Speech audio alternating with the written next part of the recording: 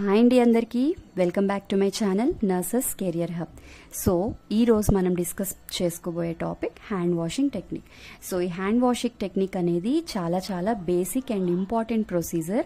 స్టూడెంట్స్గా join అయిన BSc స్టూడెంట్స్గా కానీ జిఎన్ఎంగా జాయిన్ అయిన వాళ్ళకి, తర్వాత హాస్పిటల్లో బెడ్ సైడ్ జాబ్ చేస్తున్న స్టాఫ్ నర్సెస్ అందరికీ అత్యంత ముఖ్యమైన టాపిక్ అండి, which is hand washing technique. So hand washing అంటే ఏంటి? Hand washing means cleaning your hands properly to remove germs and prevent infection. So hand washing అంటే నార్మల్గా మనం వాష్ చేసుకునే విధం కాదు, దీనికి సెపరేట్గా స్టెప్స్ అనేవి ఉంటాయి. సో ఇక్కడ దీని డెఫినేషన్ వచ్చేసి మన హ్యాండ్స్ని ప్రాపర్గా క్లీన్ చేయడం, సో దట్ ఏవైతే జర్మ్స్ మనకి కనపడకుండా ఉన్న జర్మ్స్ ఉంటాయో వాటిని రిమూవ్ చేయాలి, తద్వారా ఇన్ఫెక్షన్స్ రాకుండా ప్రివెంట్ చేయడానికి. And it is recommended by the WHO as the most effective way to stop the spread of disease.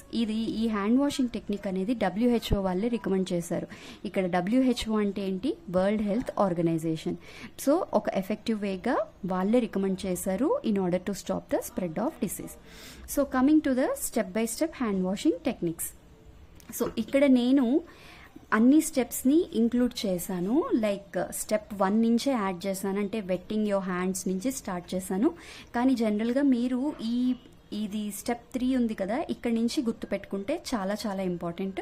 But basic points కదా ఇవి, అందుకనే నేను ఇక్కడ నుంచే స్టెప్ 1 కింద స్టార్ట్ చేశాను. సో స్టెప్ 1 వచ్చేసి వెట్ యువర్ హ్యాండ్స్, అంటే ఒక క్లీన్ రన్నింగ్ వాటర్ కింద మన 2 హ్యాండ్స్ని ఇట్లా ప్లేస్ చేసి మనం చేతిని వెట్ చేసుకోవాలి. స్టెప్ 2 వచ్చేసి అప్లై సోప్. తర్వాత వెట్ చేసిన హ్యాండ్స్కి కొంచెం సోప్ తీసుకొని సోప్ని అప్లై చేసుకోవాలి.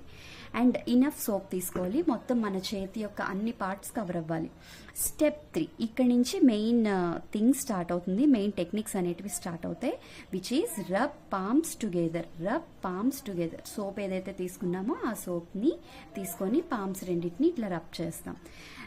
స్టెప్ 4 వచ్చేసి క్లీన్ బ్యాక్ ఆఫ్ హ్యాండ్స్, ఇట్లా back of hands. And step 5 వచ్చేసి palm to palm with fingers interlaced. ఈ విధంగా ఫింగర్స్ని ఇంటర్లేస్ చేసి ఇట్లా రబ్ చేయాలి. అండ్ నెక్స్ట్ స్టెప్ 6 వచ్చేసి క్లీన్ బ్యాక్ ఆఫ్ ఫింగర్స్. ఇట్లా ఫింగర్స్ని ఇట్లా బెండ్ చేసి ఇట్లా మనం రబ్ చేయాలి. And step 7 is rotational rubbing of thumbs. ఇట్లా థమ్ ఫింగర్ తీసుకొని ఇట్లా రొటేషనల్ రబ్బింగ్ చేయాలి. And step 8 is rotational rubbing of finger టిప్స్ని ఇట్లా తీసుకొని ఇట్లా రొటేషనల్ రబ్బింగ్ చేయాలి, both the hands. And step 9 is clean wrist ఏదైతే ఉందో ఇట్లా వ్రిస్ట్ని క్లీన్ చేసుకోవాలి, rub both the wrist. And step 10 rinse hands. అయిపోయిన తర్వాత హ్యాండ్స్ని నీట్గా వ్రిస్ట్ నుంచి ఫింగర్ టిప్స్కి ఇట్లా వాటర్ ఈ విధంగా ఫ్లో అయ్యేలాగా వాష్ చేసుకోవాలి. And next dry hands. Step 11 వచ్చేసి డ్రై హ్యాండ్స్. మన హ్యాండ్స్ని డ్రై చేసుకోవాలి. దీనికోసం we have to use clean towel are tissue. Towel కానీ టిష్యూ కానీ తీసుకొని హ్యాండ్స్ని నీట్గా ఇట్లా ట్యాప్ చేస్తూ డ్రై చేసుకోవాలి. అండ్ నెక్స్ట్ స్టెప్ 12 వచ్చేసి టర్న్ ఆఫ్ ట్యాప్ సేఫ్లీ. ఇక్కడే చాలామంది మిస్ చేస్తారు ఈ పాయింట్ దగ్గర. ఎలా అంటే వాష్ చేసుకొని హ్యాండ్స్ని టవల్తో డ్రై చేసి అదే హ్యాండ్స్ వాష్ చేసుకొని సేఫ్ చేసుకున్న హ్యాండ్ తోటే మళ్ళీ ట్యాప్ను ఆఫ్ చేస్తారు, అక్కడే మిస్ కొడుతుంది అనమాట.